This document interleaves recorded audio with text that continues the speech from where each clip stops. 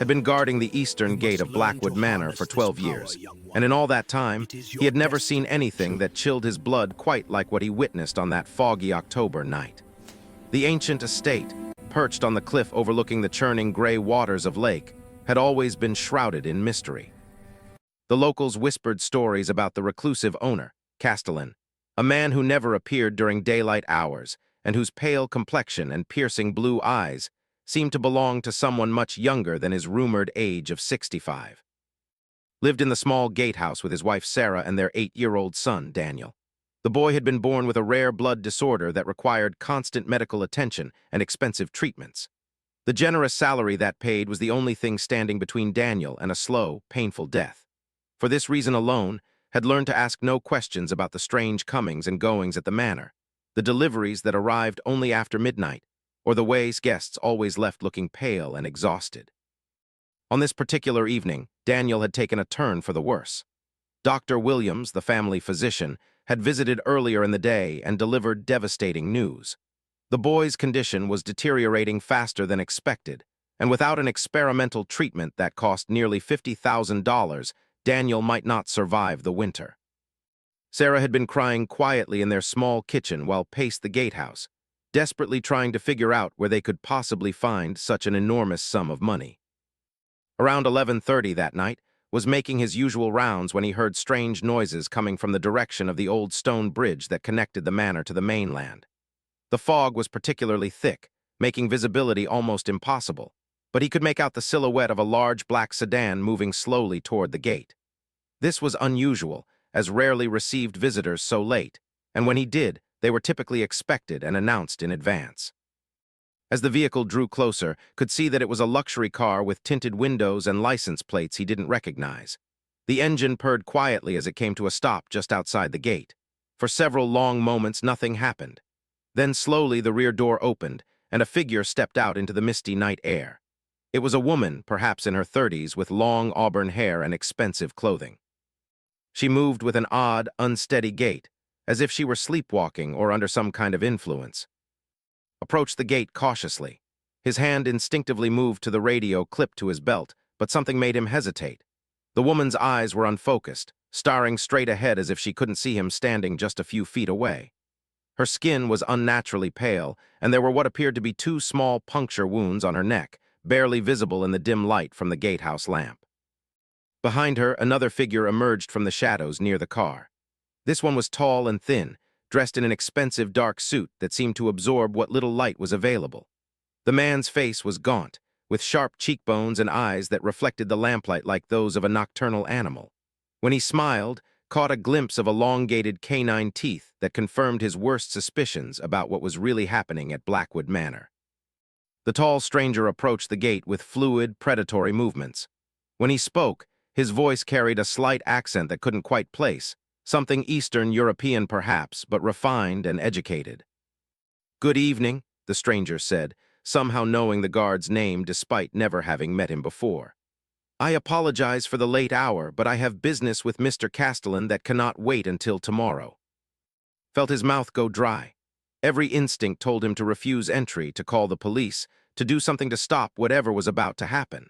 But then he thought of Daniel, lying in his small bed upstairs, growing weaker by the day, and the crushing weight of their financial desperation settled over him like a heavy blanket. "I'll need to call up to the house," said, his voice barely steady. "Mr. Castellan doesn't usually see visitors without an appointment." The stranger's smile widened, revealing more of those predatory teeth. "I think you'll find that he's expecting me. My name is, and I've traveled quite a long way for this meeting." As if summoned by the mention of his name, his voice crackled through the intercom system. "Please allow Mr. and his companion to pass. I've been waiting for them." With trembling hands, activated the gate mechanism. The heavy iron bars swung open with a low groan and the black sedan glided through. As it passed, caught another glimpse of the woman in the back seat. Her eyes had rolled back, showing only the whites, and a thin line of saliva trickled from the corner of her mouth. The car disappeared into the fog, heading toward the main house, and was left standing alone at the gate with a terrible certainty that he had just witnessed something that would haunt him for the rest of his life. He tried to tell himself that it was none of his business, that his job was simply to guard the gate and ask no questions, but the image of those puncture wounds on the woman's neck refused to leave his mind. Over the next several hours, found it impossible to concentrate on anything. He made his rounds mechanically, checking the perimeter and monitoring the security cameras, but his thoughts kept returning to what he had seen. Around 3 in the morning, he heard the sound of the sedan's engine starting up again. Through the fog, he could see the headlights moving slowly back toward the gate. When the car reached the checkpoint, could see that the woman was no longer in the back seat. Instead, there was only now sitting alone in the rear of the vehicle. The driver, whose face had never clearly seen, remained hidden behind the tinted partition. "A productive evening," commented as the window rolled down. His earlier predatory intensity had been replaced by an almost languid satisfaction, like a well-fed cat. "Please give my regards to Mr. Castellan and tell him I look forward to our next business arrangement." Nodded numbly and opened the gate, watching as the sedan disappeared into the night. He stood there for a long time afterward, staring out into the darkness and trying to process what he had witnessed. By dawn, he had almost convinced himself that it had all been some kind of elaborate nightmare brought on by stress and exhaustion. But then, around 7 in the morning, his radio crackled to life with an emergency broadcast from the local police department. A woman named Jennifer had been reported missing by her family. She had last been seen leaving a restaurant in the nearby town of around 10:30 the previous evening. The description matched perfectly with the auburn-haired woman had seen in the sedan. The photograph shown on the morning news confirmed his worst fears. Jennifer, a 32-year-old accountant and mother of 2, had vanished without a trace. The police were asking anyone with information about her whereabouts to come forward immediately. Sat in his small kitchen, staring at the television screen while Sarah fed Daniel his breakfast. His son looked even paler than usual, and the dark circles under his eyes seemed to have deepened overnight. Dr. Williams had scheduled another appointment for later in the week to discuss their limited options, but already knew what she would say. Without the experimental treatment, Daniel's time was running out. The internal struggle that began that morning would consume for the next several days. On one hand, he was almost certain that he had witnessed something terrible, possibly even murder. Jennifer was someone's daughter, someone's mother, and she deserved justice. On the other hand, coming forward would mean losing his job, losing the income that was keeping Daniel alive, and potentially putting his own family in danger. Castellan was not the kind of man who would react kindly to betrayal from someone he trusted. Had seen enough over the years to know that his employer had resources and connections that extended far beyond the boundaries of Blackwood Manor. If wanted to silence someone permanently, had no doubt that he possessed the means to do so. As the days passed and the search for Jennifer intensified, found himself caught in an impossible situation. The local news ran stories every evening about the missing woman, interviewing her heartbroken family and desperate friends. Her children, 2 young girls aged 7 and 9, appeared on television pleading for their mother's safe return. Their tears were like daggers in his heart, reminding him of his own precious son and the lengths he would go to protect him. Meanwhile, Daniel's condition continued to deteriorate. The boy could barely keep food down, and his energy levels had dropped to the point where he spent most of the day sleeping. Sarah had taken a leave of absence from her job at the local library to care for him full-time, putting additional financial strain on the family. The experimental treatment that might save Daniel's life seemed more impossible to afford with each passing day. It was during this period of agonizing uncertainty that began to notice other disturbing patterns in the activity around Blackwood Manor. Nighttime visitors became more frequent, arriving at all hours in expensive cars with tinted windows. Some came alone, others brought companions who shared the same vacant, drugged expression that had seen on Jennifer's face. Most troubling of all was what happened to these companions. They would arrive with the visitors, enter the manor, and then simply disappear. The visitors would leave alone, often appearing more vibrant and energetic than when they had arrived, while their human companions were never seen again. Began keeping a private log of these incidents, noting license plate numbers, descriptions of the visitors, and details about their companions. Part of him hoped that he was wrong, that there was some innocent explanation for what he was witnessing. But with each new entry in his log, it became harder to deny the terrible truth about what was really happening at Blackwood Manor. The breaking point came exactly 1 week after Jennifer's disappearance. Was conducting his evening rounds when he heard voices coming from the direction of the manor's old wine cellar. The building was supposedly unused, having been sealed years earlier due to structural problems, but tonight there were lights visible through the grimy windows. Curiosity overcoming caution, crept closer to investigate. What he saw through a gap in the boarded-up windows would be burned into his memory forever. Castellan stood in the center of the cellar, surrounded by a group of pale, gaunt figures that realized must be others like him. They were gathered around a stone altar that had definitely not been there during previous inspections of the building. On the altar lay a young man, perhaps in his early 20s, with the same vacant expression had seen on Jennifer and the other victims. But this time, he was awake and aware, his eyes wide with terror even though he seemed unable to move or speak. Held an ornate silver chalice in his hands, speaking in a language that sounded ancient and otherworldly. As watched in horror, raised the chalice above the young man's chest and spoke a final word in that strange tongue. The victim's back arched in agony, and a stream of something that looked like liquid light poured from his body into the chalice. Within moments, the young man had aged decades, his hair turning gray and his skin wrinkling as his life force was drained away. Stumbled backward from the window, his stomach churning with revulsion and fear. He had witnessed something beyond his worst nightmares, something that confirmed every terrible suspicion he had harbored about his employer. Castellan was not just a vampire feeding on human blood. He was something far worse, a creature that fed on the very essence of human life itself. The knowledge was almost too much to bear. Made it back to the gatehouse on shaking legs, his mind reeling with the implications of what he had discovered. He was working for a monster, taking money earned through the systematic murder of innocent people, and using that blood money to pay for his son's medical care. That night lay awake staring at the ceiling while Sarah slept fitfully beside him. Down the hall, he could hear Daniel coughing, the sound growing weaker and more labored with each passing hour. The boy was dying, and the only thing that could save him was money earned through the deaths of other people's children. The moral weight of this realization was crushing, but found himself facing an even more terrible truth. Even knowing what he now knew, he wasn't sure he could bring himself to act on it. Daniel was his son, his only child, and the thought of losing him was unbearable. If keeping silent meant that Daniel might live, how could he choose otherwise? But then thought about Jennifer's daughters, crying on television for their missing mother.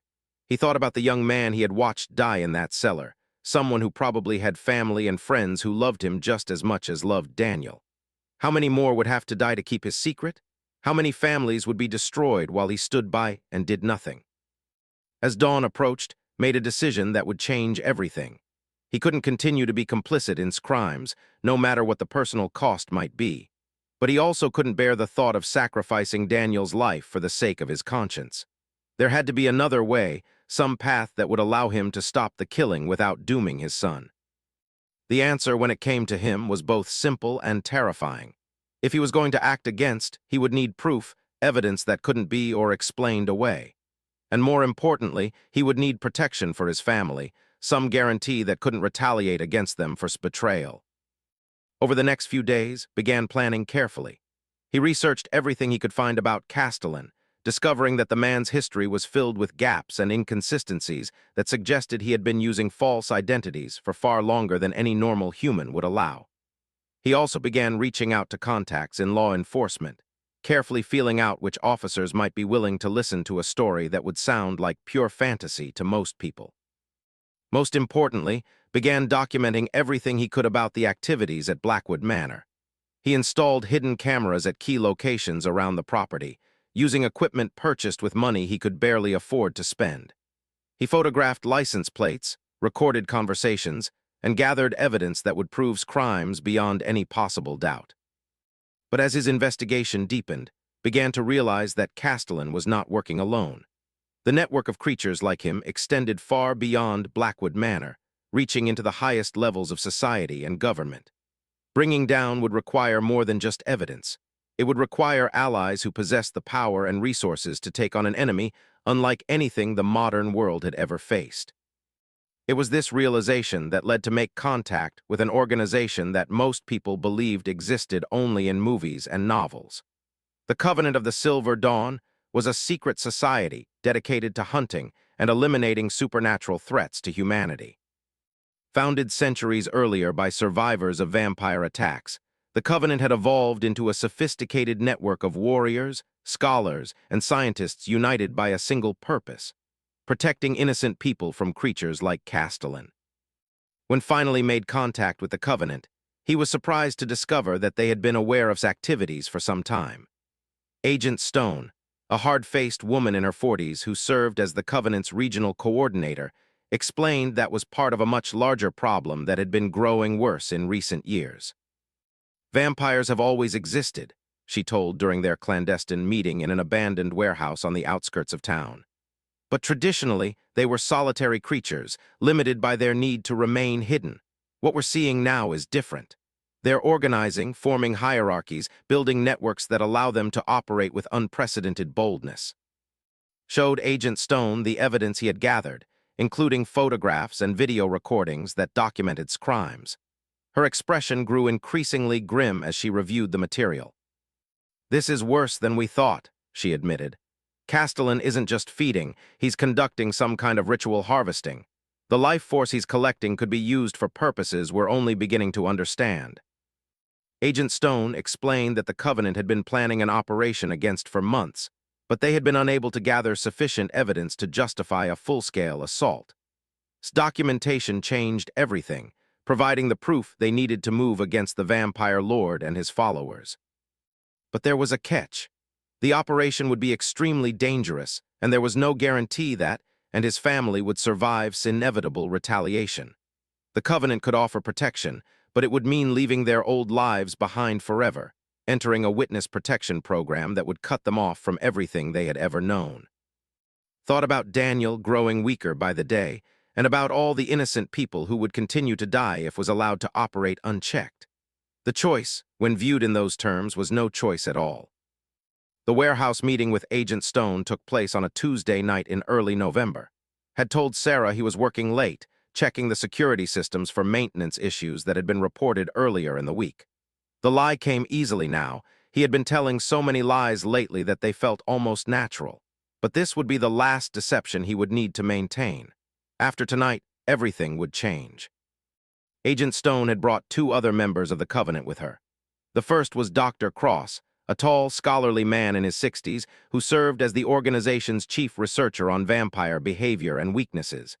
The second was someone who surprised considerably: Father Santos, a Catholic priest whose gentle demeanor concealed decades of experience hunting supernatural predators. "The Church has been dealing with creatures like Castellan for over 1,000 years, Father Santos explained when he saw his questioning look. "We don't advertise our involvement, but the Vatican maintains several divisions dedicated to protecting humanity from threats that science cannot yet explain." Dr. Cross spread a detailed map of Blackwood Manor across a folding table, marking key locations based on the intelligence it provided. "The ritual chamber in the wine cellar is our primary target," he said, tapping the map with his finger. "If Castellan is truly harvesting life force on the scale we suspect, that's where he'll be storing it." Agent Stone outlined the plan that the Covenant had developed. They would move against during the new moon, when his powers would be at their weakest. Would continue his normal duties, providing inside access and real-time intelligence about the manor's security systems.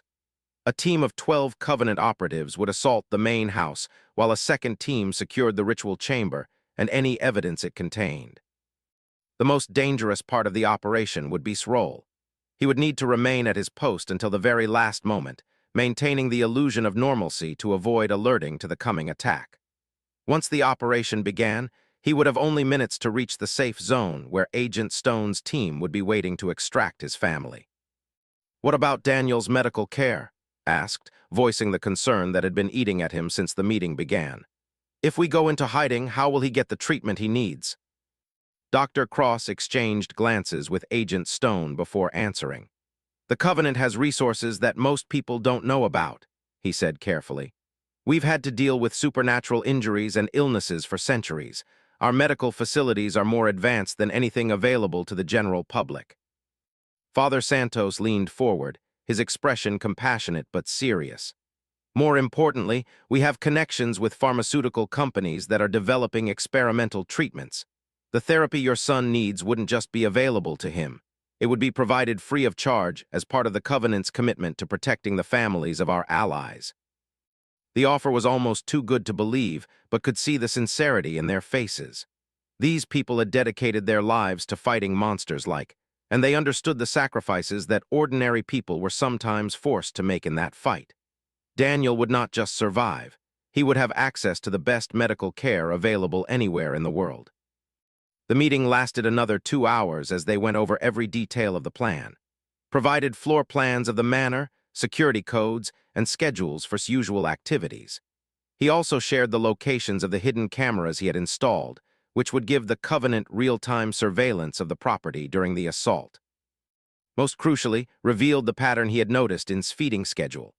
The vampire lord conducted his major rituals on specific dates that corresponded to lunar cycles and astronomical events. According to his observations, the next major ritual was scheduled for the following Friday night, which would coincide with the new moon and provide the perfect cover for the Covenant's operation.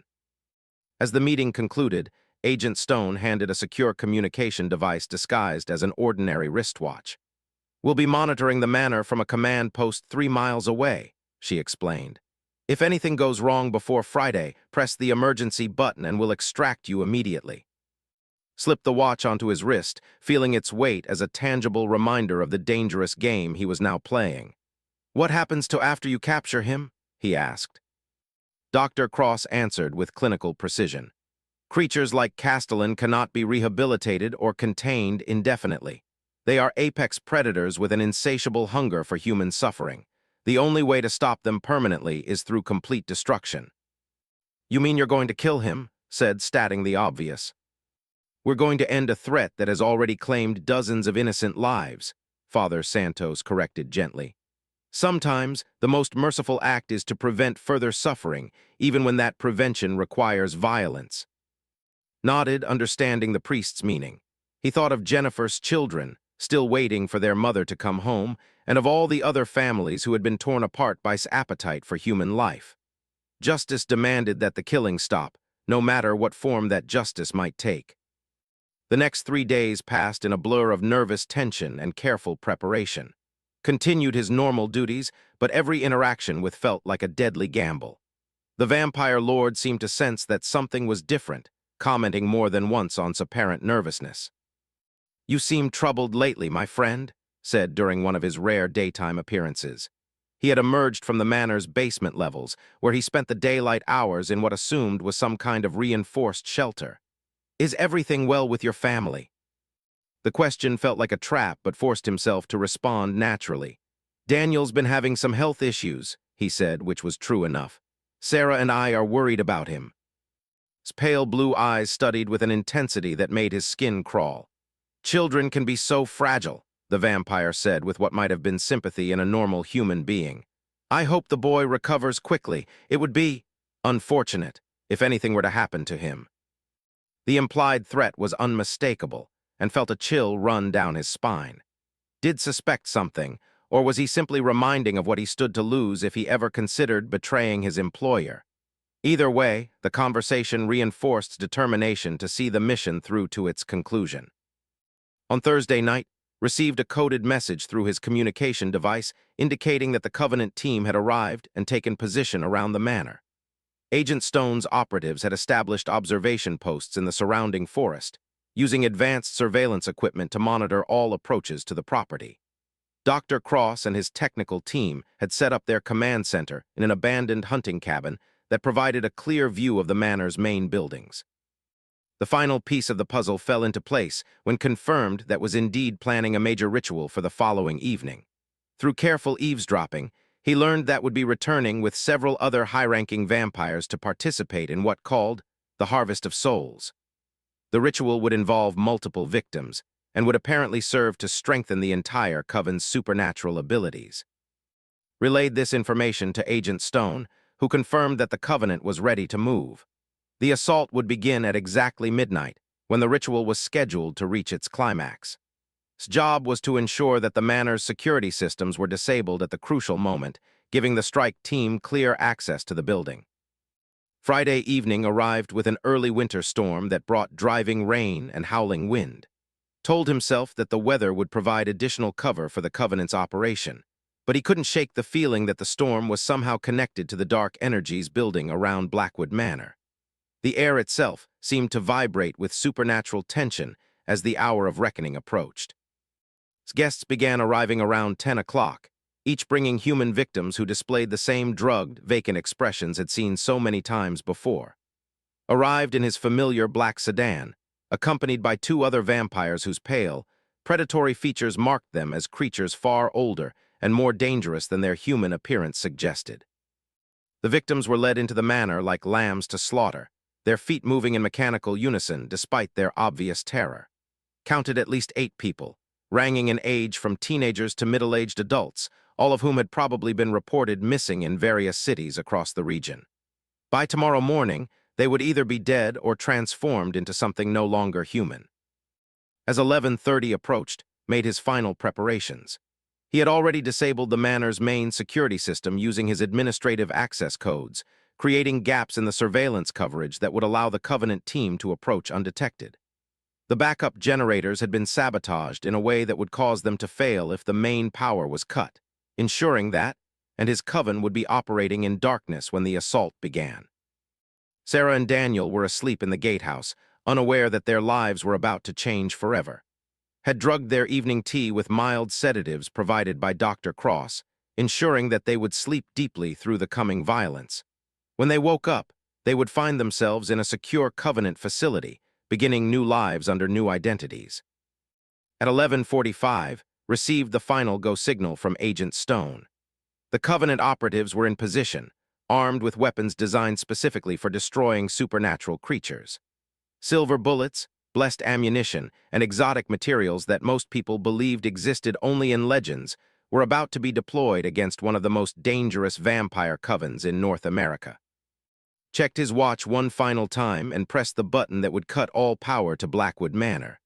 The lights in the main house went out instantly, plunging the building into the kind of absolute darkness that vampires preferred for their most terrible rituals. But tonight, that darkness would serve a different master. Through his night vision goggles, could see the Covenant team moving through the storm like deadly shadows. They advanced on the manor from multiple directions, their movements coordinated with military precision. Agent Stone led the primary assault team toward the main entrance while Dr. Cross's group headed for the wine cellar where the ritual was taking place.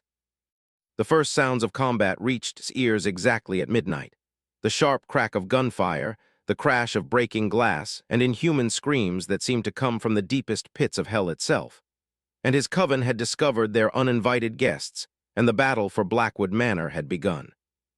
Watched through the surveillance cameras that were still operating on backup power as chaos erupted throughout the manor. The Covenant operatives moved with deadly efficiency, using their knowledge of vampire weaknesses to devastating effect. Silver-tipped crossbow bolts found their targets with lethal precision, while specialized grenades filled entire rooms with blessed salt that burned vampire flesh like acid. But Coven was not defenseless. The older vampires possessed supernatural speed and strength that allowed them to dodge bullets and tear through walls with their bare hands. Moved like a force of nature, his elegant suit somehow remaining pristine despite the violence surrounding him. He wielded what appeared to be an ancient sword that glowed with its own malevolent light, cutting down 2 Covenant operatives before they could react to his presence. The battle raged for what felt like hours, but was probably only minutes. Found himself torn between professional detachment and personal horror as he watched men and women die in service of a cause that he had helped to initiate. These people were risking their lives to stop a monster, and they were doing it partly based on intelligence that he had provided. The turning point came when Dr. Cross's team reached the ritual chamber. Watched through a hidden camera as they burst into the wine cellar, interrupting ceremony at the exact moment when the vampire lord was about to drain the life force from his final victim. The interruption shattered the magical circle that had spent hours creating, releasing energies that had been building throughout the evening. The backlash was spectacular and terrifying. Supernatural force erupted from the broken ritual, tearing through the cellar walls and sending both vampires and humans flying in all directions. Himself was caught in the center of the explosion, his normally perfect appearance twisted by pain and rage as his own stolen life force was ripped away from him. In the chaos that followed, the remaining members of Coven attempted to escape. Some transformed into bats or wolves, using their supernatural abilities to flee into the storm. Others simply ran, relying on their inhuman speed to carry them beyond the reach of the Covenant's weapons. But Agent Stone had anticipated this possibility, and her teams were positioned to intercept any creature that tried to leave the manor grounds. The hunt continued through the surrounding forest as Covenant operatives pursued the fleeing vampires with relentless determination. Could hear the sounds of combat moving farther and farther from the manor as the survivors of Coven were systematically hunted down and destroyed. Meanwhile, inside the ritual chamber, Dr. Cross worked frantically to save the human victims who had survived the magical backlash. Most were unconscious, but alive, though several showed signs of having their life force partially drained. The doctor's team included medical specialists trained in treating supernatural injuries, and they immediately began providing emergency care to the survivors. Himself lay motionless in the center of the destroyed ritual circle, his body broken and burned by the energies he had been trying to control. For a moment, thought the vampire lord was dead, finally destroyed by his own evil ambitions. But then he saw his eyes open, glowing with a hatred so intense that it seemed to light up the darkness around him. The vampire lord struggled to his feet, his normally elegant appearance now that of a nightmare creature. His clothes were torn and burned, his pale skin was cracked and bleeding, and his elongated fangs were fully visible as he snarled at the Covenant operatives surrounding him. But despite his injuries, he was still incredibly dangerous, still capable of killing everyone in the room if given the opportunity. Agent Stone entered the ritual chamber at that moment, her weapon trained on his chest. "It's over, Castellan," she said, her voice steady despite the horror surrounding her. "Your coven is destroyed, your victims are free, and you're going to face justice for what you've done." Laughed, a sound like breaking glass that made everyone in the room flinch. "Justice?" he hissed, his accent more pronounced now that his civilized mask had been stripped away. "You understand nothing, mortal. I am older than your civilization, more powerful than your primitive weapons, and hungrier than your worst nightmares. This ends when I decide it ends." But even as he spoke, strength was clearly failing. The destruction of his ritual had cost him more than just the life force he had been trying to harvest. It had damaged the supernatural essence that sustained his existence. Dr. Cross had theorized that this might happen, and could see the evidence in the vampire's increasingly erratic movements and labored breathing. The confrontation that followed would be burned into his memory forever. Made one final attempt to escape, using the last of his supernatural strength to leap toward the ceiling with inhuman speed. But Agent Stone was ready for him, and her silver-blessed bullets found their target with deadly accuracy. The vampire lord crashed to the floor, his body finally broken beyond its ability to regenerate. As lay dying, his pale blue eyes found the hidden camera that was watching through. For a terrifying moment, it seemed as though the vampire was looking directly at him, seeing through the electronic barrier that separated them.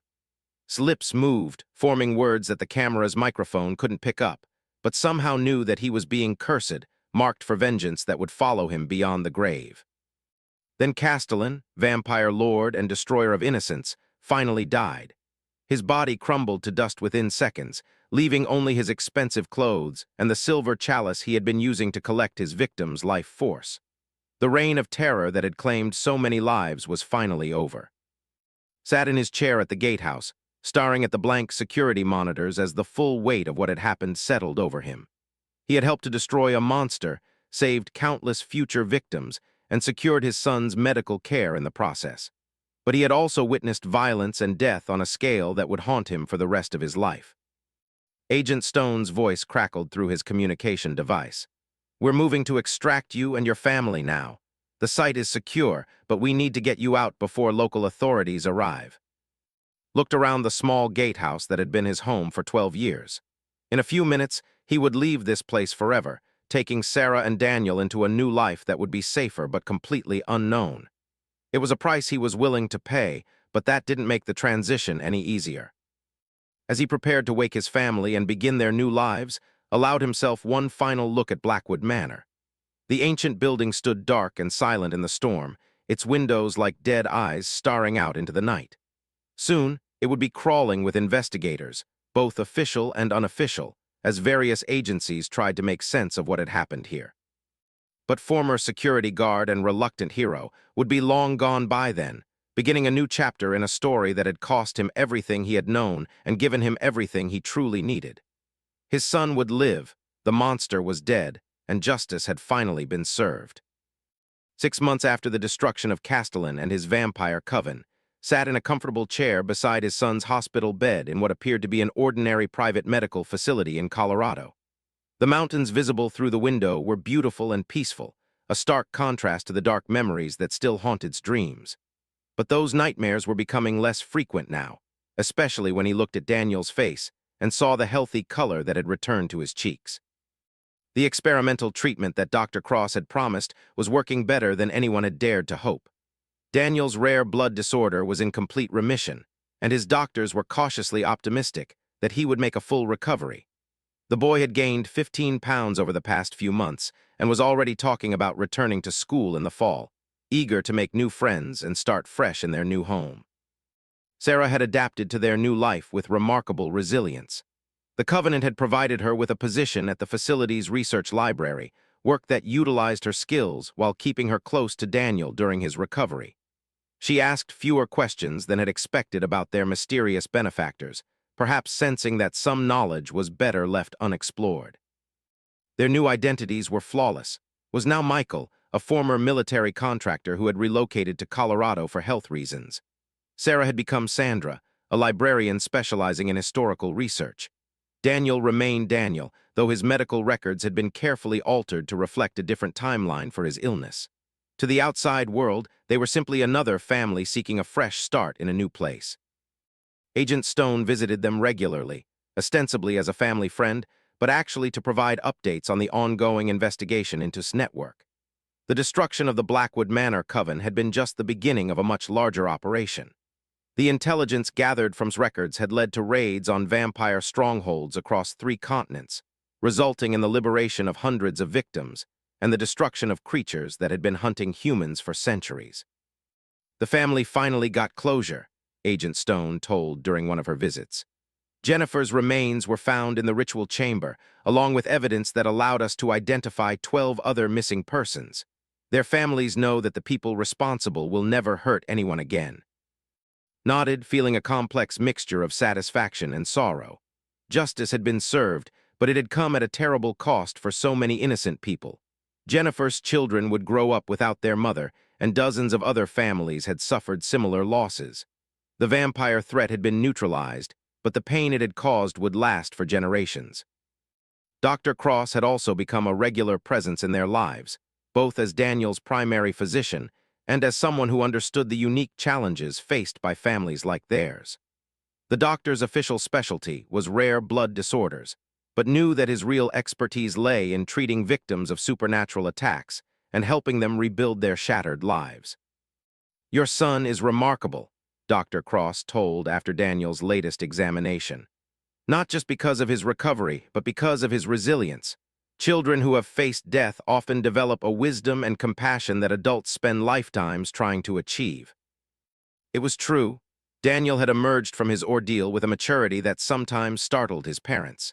He spoke about wanting to become a doctor when he grew up, to help other sick children the way he had been helped. The boy had no idea that his recovery had been funded by blood money or that his father had once been complicit in terrible crimes and intended to keep it that way for as long as possible. The most difficult part of their new life was the isolation from their old connections. Missed the friends he had made during his years as a security guard, and Sarah grieved for the colleagues and neighbors who had been part of their daily routine. They had been forced to cut all ties with their previous existence, becoming ghosts who could never return to haunt their former lives. But there were compensations. The Covenant community was unlike anything had ever experienced. Men and women who had dedicated their lives to protecting humanity from supernatural threats created a bond that went beyond ordinary friendship. These were people who understood sacrifice, who had given up normal lives in service of a greater cause, and who welcomed the family as fellow warriors in an ancient war. Father Santos had been particularly helpful during the adjustment period. The priest had experience counseling families who had encountered the supernatural, and his gentle guidance had helped work through the guilt and trauma that followed the Blackwood Manor operation. "You made an impossible choice," Father Santos told him during one of their sessions. You chose to protect your son, which is what any loving father would do. But when you learned the truth about crimes, you chose to act, despite the personal risk. That takes courage of the highest order. Wasn't sure he deserved such praise.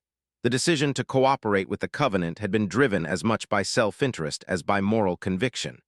If there had been another way to save Daniel's life, would he have been brave enough to oppose on purely ethical grounds? It was a question that would probably haunt him for the rest of his life. The financial burden of Daniel's care had been lifted completely.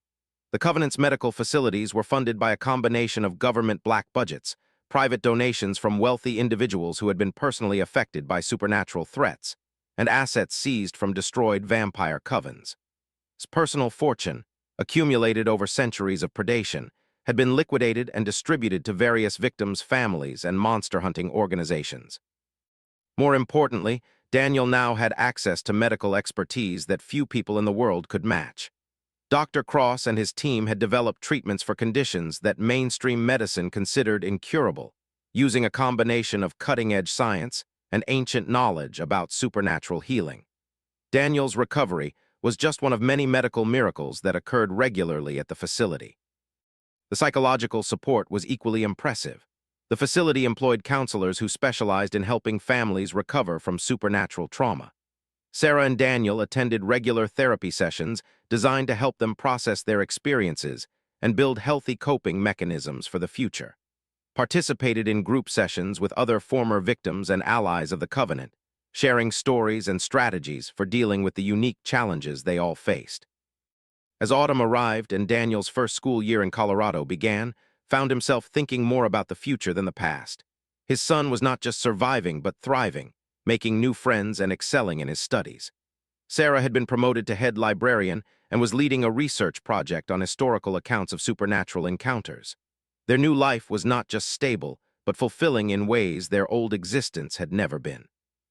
The nightmares still came sometimes, usually triggered by news reports about missing persons or unsolved murders.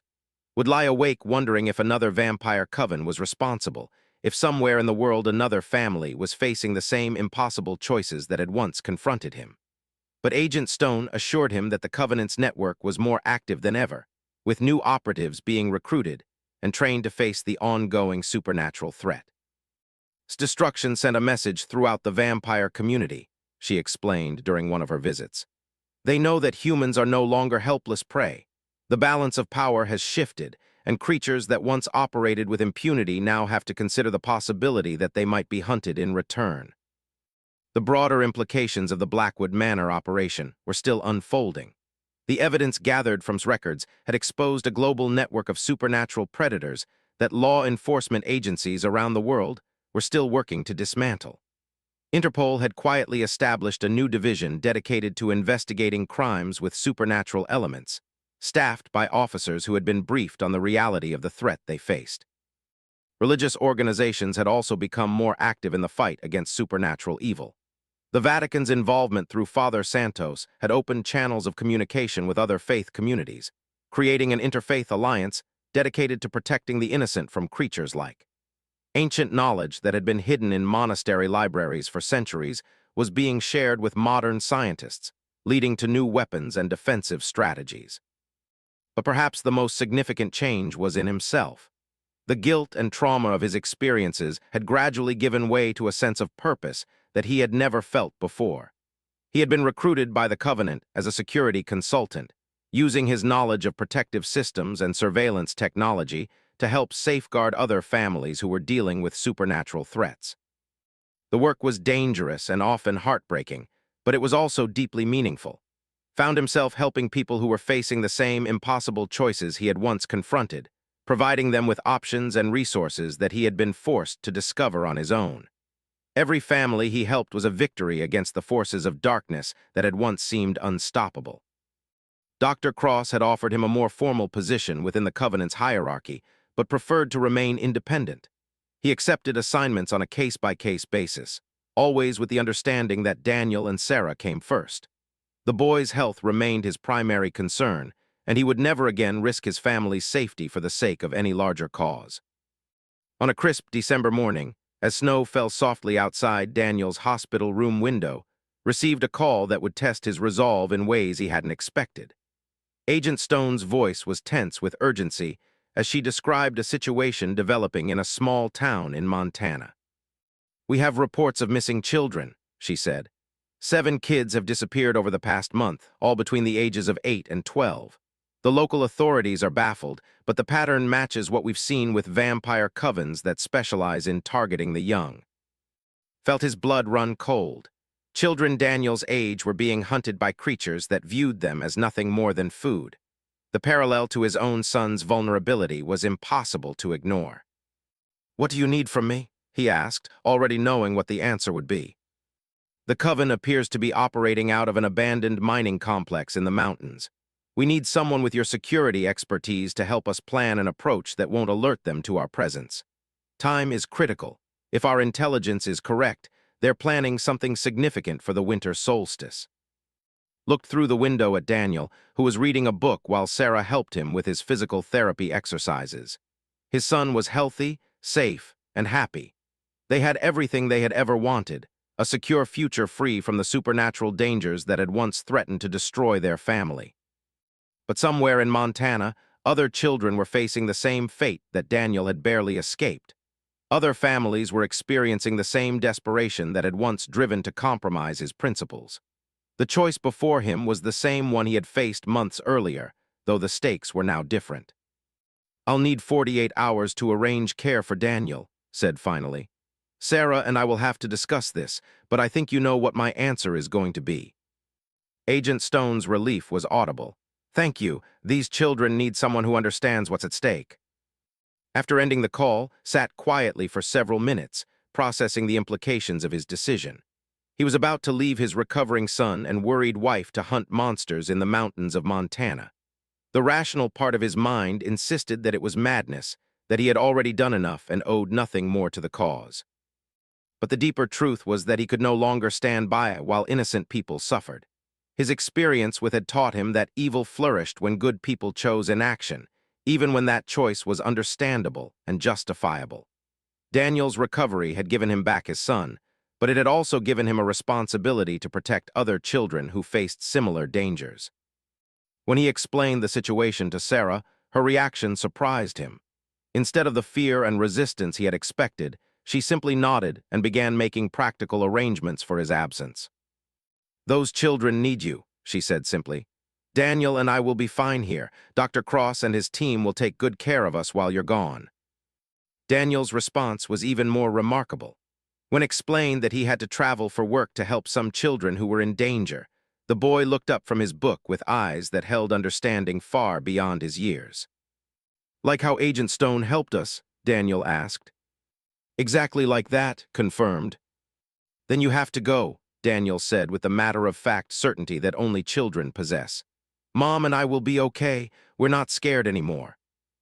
Looking at his son's calm, confident expression, realized that Daniel was right. They weren't scared anymore. The fear that had once dominated their lives had been replaced by something stronger, the knowledge that they were no longer alone in the darkness, that there were people willing to fight the monsters that preyed on the innocent. 3 days later, found himself in the mountains of Montana, working with Agent Stone's team to plan an assault on the vampire coven that had been terrorizing the local community. The mining complex was a maze of tunnels and abandoned buildings, perfect for creatures that preferred to avoid daylight and needed secure places to hold their victims. The operation was more complex than the Blackwood Manor raid, requiring careful coordination between multiple teams and precise timing to ensure that none of the captured children would be harmed during the assault. His expertise in security systems proved invaluable in mapping the complex's layout and identifying the best approach routes. But as he prepared for another night of violence and supernatural horror, found that his perspective had changed fundamentally. He was no longer a desperate father willing to compromise his principles for his son's sake. He was a man who had chosen to stand against the darkness, not because he had no other choice, but because it was the right thing to do.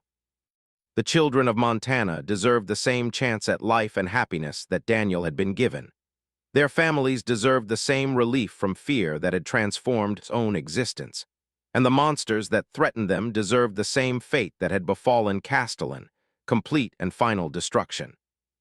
As midnight approached and the final phase of the operation began, quietly spoke the words that had become his personal creed in the months since leaving Blackwood Manor. Not in our town, not on our watch, not anymore. The war against the supernatural would continue, but humanity was no longer fighting it alone. And in a hospital room in Colorado, a healthy 8-year-old boy slept peacefully, protected by the sacrifice of a father who had learned that sometimes the greatest love requires the courage to face the darkness head-on.